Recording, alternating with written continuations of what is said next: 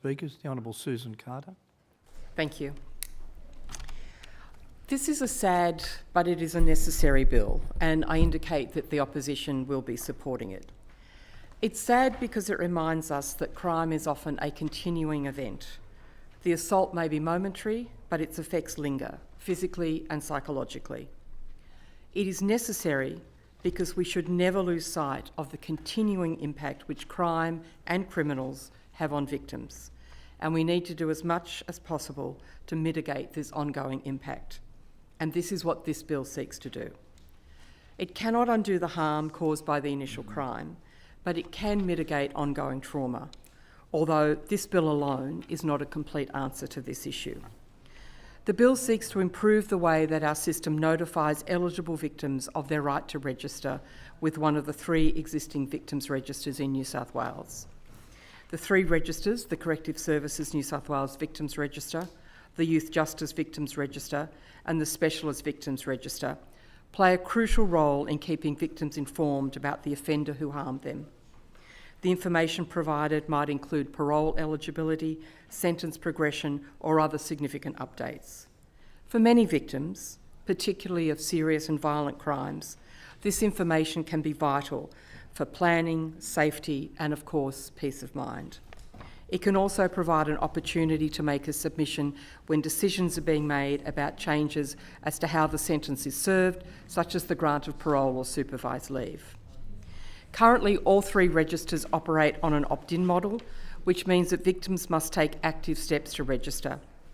While this approach was originally adopted out of respect for victims so that no one was included without consent, it does present a key challenge. Simply put, many victims are unaware that the relevant register exists, let alone that they are eligible to be included. The bill responds to that issue by introducing a new obligation for the agencies that administer these registers.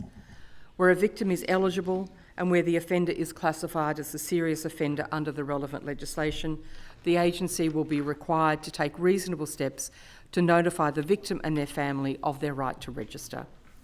This obligation must be carried out as soon as practicable once the agency becomes aware that the person is eligible. Importantly, the model still respects victims' autonomy by not moving to an automatic opt-in system. This responds to feedback from stakeholders, including many victims and support organisations, which was extremely clear. While many would welcome more information, they do not want to be registered without their knowledge or consent. For some, being contacted unexpectedly can be a re-traumatising experience. For others, engaging with the register at all may be too painful. These voices must be heard, and I am pleased that the bill has sought to strike the right balance between proactive engagement and personal choice. The opposition is happy to support this small but very important change, legislating as it does for respect for the individual person, autonomy and personal freedom. The opposition also notes the sensible limitations and safeguards included in the bill. For example, agencies are not required to notify a victim if they are unable to obtain accurate contact information, despite making all reasonable efforts.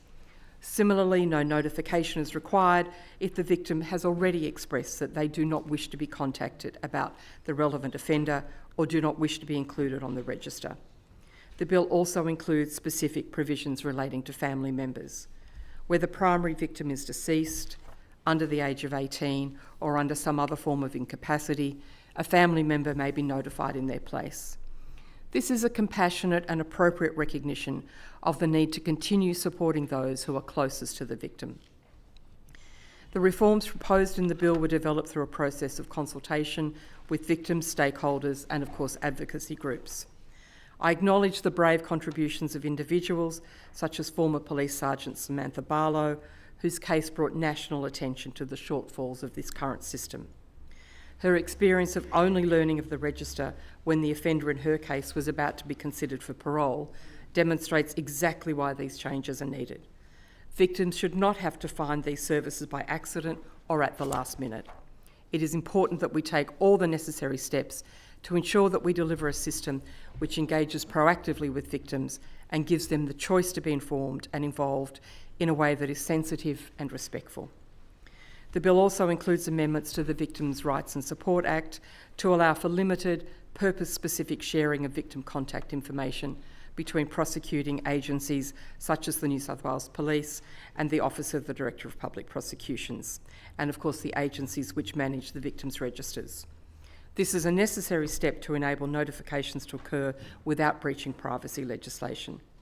Importantly, the disclosure must be reasonably necessary and safeguards must remain in place to protect sensitive information, including health information in cases involving forensic patients.